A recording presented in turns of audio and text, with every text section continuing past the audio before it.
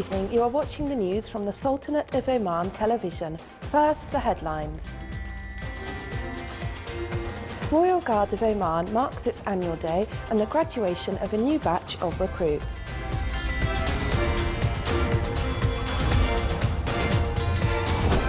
Part of the fourth package of Al Batana Express Road, linking wilayats of Saham and Sohar, is opened.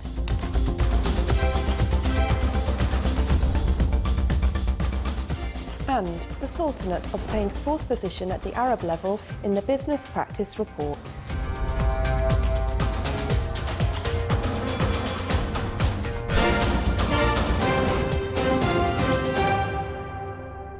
Those were the headlines. Now for the news in detail.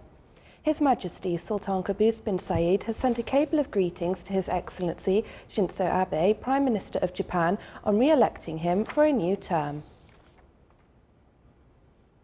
Royal Guard of Oman held a ceremony to mark its annual day, which coincides with the 1st of November each year. His Excellency Dr. Abdullah bin Mohammed Al Saidi, Minister of Legal Affairs, presided over the event at the ground of the RGO Command. The ceremony included the graduation of the new batch of recruits who recently joined the military service, in addition to a number of activities that embody the pride of RGO Day. The celebration reflected the qualitative step enjoyed by Royal Guard of Oman in various aspects and the royal care accorded to it by His Majesty the Sultan. It also showed the training efficiency of its recruits to carry out their noble tasks with loyalty and devotion. The graduated batch succeeded in passing all tests and training programs to enter the military service as loyal soldiers and Royal Guard of Oman. In recognition for their performance and devotion in fulfilling their duties, the chief guest presented prizes and appreciation certificates to the top of the batch. He also pinned excellent service medals on a number of officers of Royal Guard of Oman.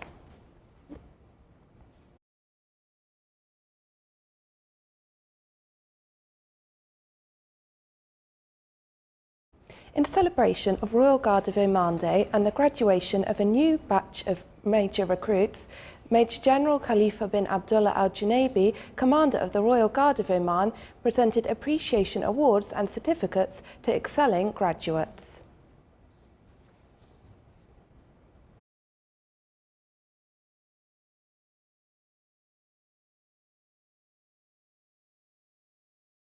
The Ministry of Transport and Communications opened part of the fourth package of the Batana Expressway project, linking the wilayas of Saham and Sohar in the Governorate of North Batana at a length of 27 kilometres. By this part, approximately 142 kilometres have been opened for traffic movement of the 270-kilometre-long road project. The project has many economic and social benefits as it facilitates traffic movement between the governorates of Muscat and Batana amid big economic projects in the Sultanate.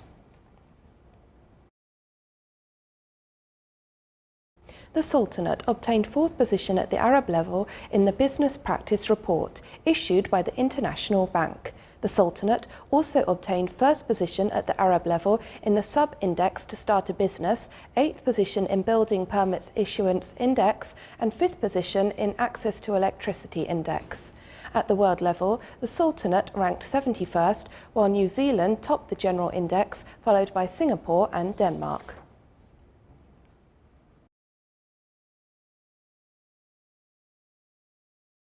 Tanfeed unit evaluates the government performance in order to attract investments, raise the income of individuals and speed up the implementation of the Sultanate's plans. More details in the following report.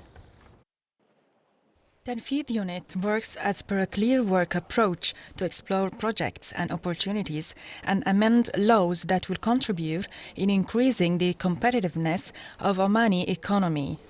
The unit evaluates the government performance in order to attract investments, raise the income of individuals, and speed up the implementation of the Sultanate's plans. Continuous work, fixed steps, and work teams are seeking to create an active government performance environment that contribute to raising the Sultanate's competitive advantages. More than 90 initiatives were the outcome of Tanfidh laboratories, which were initiated after discussing many proposals and visions with teamwork spirit as to lay the foundation of the actual start to enhance economic diversification in the Sultanate. This approach is based on continuous follow-up of the main performance indicators through a control panel that monitors the march steps of Omani economy and its promising projects despite various challenges. The Tanfidh unit contribute in introducing a number of facilities, such as those related to customs and unification of customs inspection efforts that will gain the Sultanate a big position in the fields of importing and exporting and mining projects. These measures also included linking mining projects with railway network and some facilitations related to granting usufruct rights for a number of lands to establish food security projects and facilities provided to visitors of the Sultanate with regard to touristic visas.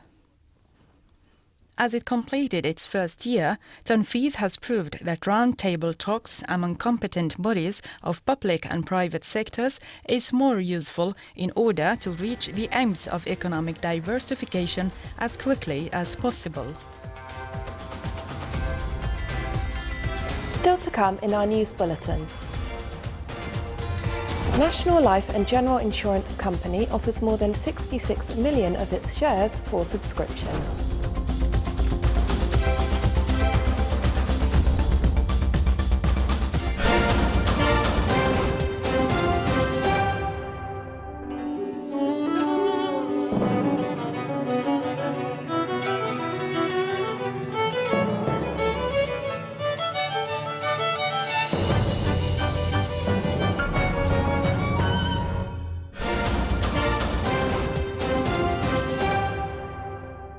The Syrian military's media arm released a video today showing fighting taking place between government forces and the Daesh group in Deir el-Zor in the east of the country. In the footage, explosions could be seen at Daesh positions which were targeted by the Syrian army. Heavy gunfire was also exchanged between the army and the militants in the Deir el-Zor countryside on the road to Abu Kamal city. Violence in eastern Syria has escalated significantly in recent months as Russian-backed Syrian troops are closing in on the last cities controlled by the Daesh group.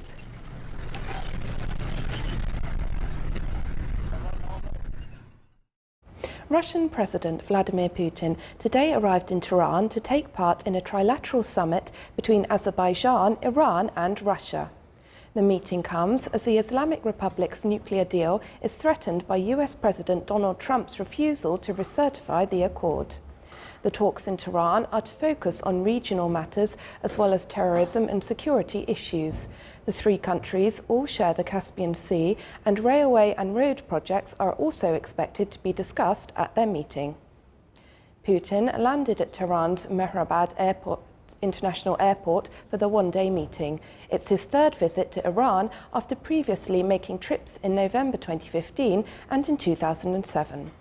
Putin is also expected to meet with Iranian President Hassan Rouhani and Iran's Supreme Leader Ayatollah Ali Khamenei, who has the final say on all state matters. The two countries have many mutual interests in the region.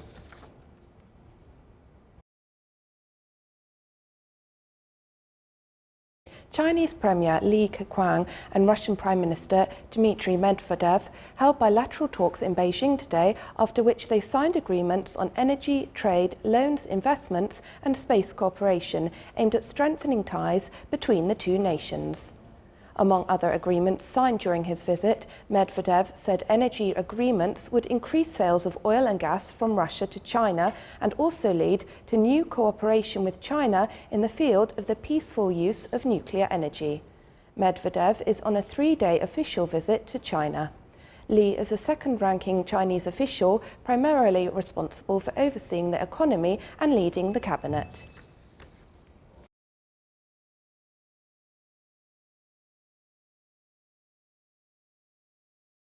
Investigators worked through the night to determine what led a truck driver to plough down people on a riverfront bike path near the World Trade Center yesterday. 8 people were killed and 11 seriously injured in a Halloween afternoon attack that the mayor called a particularly cowardly act of terror. Officials identified 29-year-old Saifullah Saipov as the attacker. The driver is in a critical condition after police shot him in the abdomen. They said he came to the US legally from Uzbekistan in 2010. Morning rush hour traffic has been banned today along a stretch of the highway in Lower Manhattan. France's Prime Minister said the deadly truck attack on the New York bike path is a reminder that the threat of attacks is high everywhere and that authorities must remain determined to fight extremism. After checking security measures at the Eiffel Tower today, Prime Minister Edouard Philippe said the Manhattan attack shows that ordinary people should remain vigilant and not forget that the threat level is high and is high everywhere in the world. He said authorities should give credible responses and focus on intelligence as well as security barriers like those installed around France after multiple deadly attacks.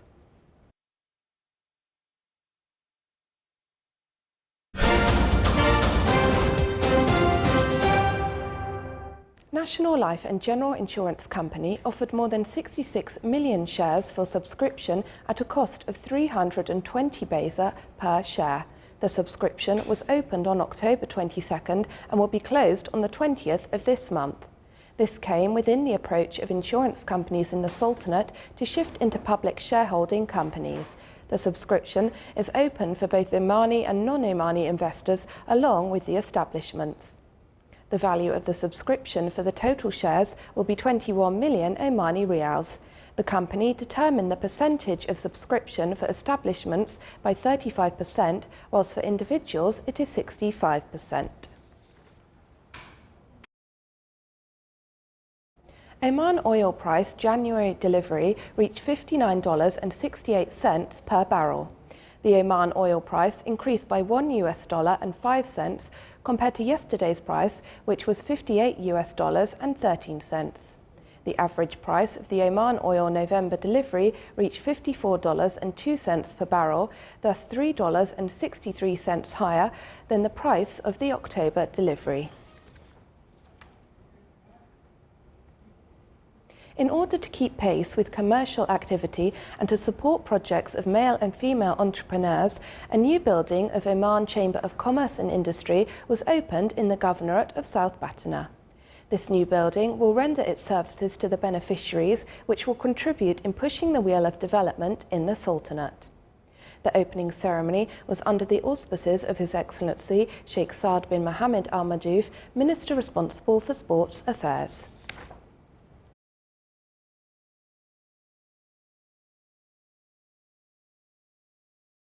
With the participation of international organisations and bodies, the final arbitration committee for the Sultan Qaboos Award for Craft Excellence held its first meeting. It discussed arbitration mechanisms and requirements for qualifying projects and products. It approved the time schedule for visiting projects qualified for the final phase in various governorates of the Sultanate. The committee also reviewed the conditions stipulated in the arbitration forms of the award and the criteria for choosing the works and products. The 5th Omani Dates Festival concluded yesterday in the Walayat of Nizwa in the Governorate of Dakhiliyah. Our reporter Salah bin Kaufan Arabi has more details in the following report.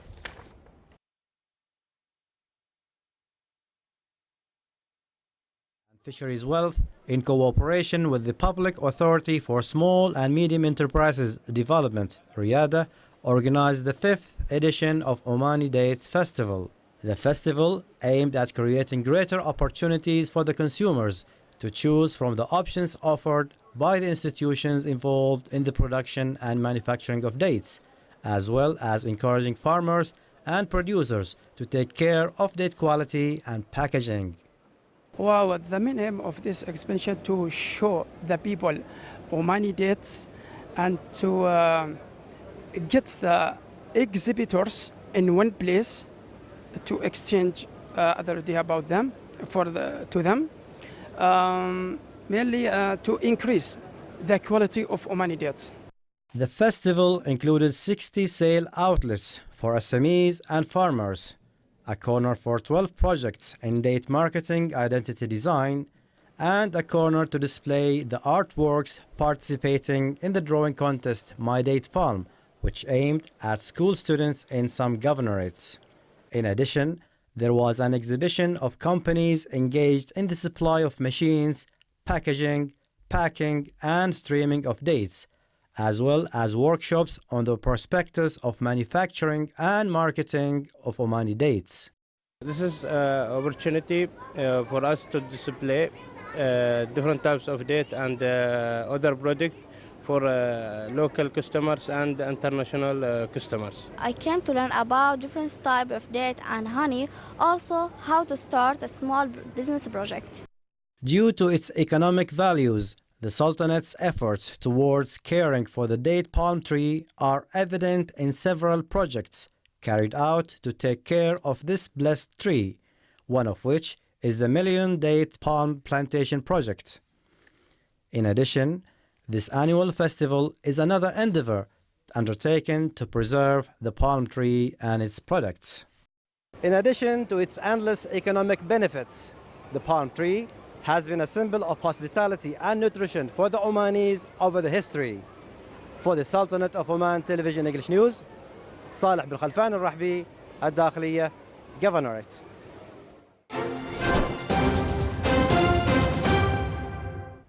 Now for the general weather forecast around the Sultanate. Clear skies will prevail over the Sultanate with chances of low clouds and fog late at night and early morning over the governorates of South Sharqiya, Worcester and Dhofar.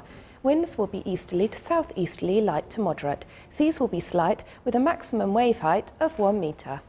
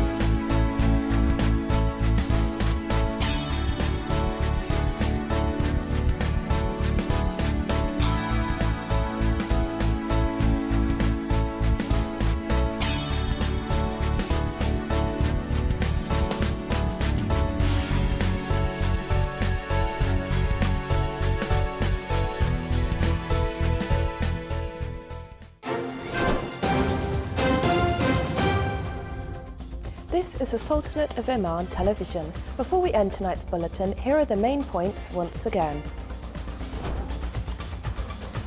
Royal Guard of Oman marks its annual day and the graduation of a new batch of recruits.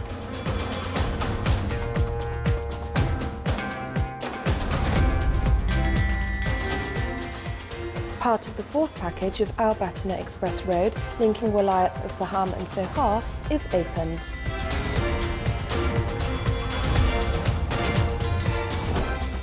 And the Sultanate obtains fourth position at the Arab level in the Business Practice Report.